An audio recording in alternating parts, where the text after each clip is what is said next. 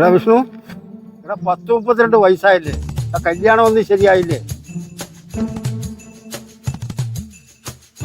അല്ലെങ്കിൽ ഈ വിഷ്ണു എന്ന് പറയുന്നവരുടെ അവസ്ഥ ഒക്കെ ഇങ്ങനെ തന്നെ. എടാ വിഷ്ണു, കല്യാണം ഒന്നും ശരിയായില്ലേ?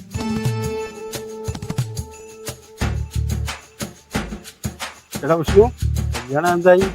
എന്തെങ്കിലും സെറ്റായോ?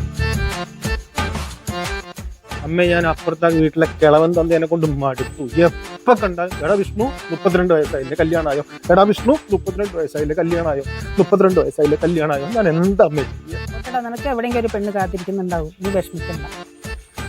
എടാ വിഷ്ണു,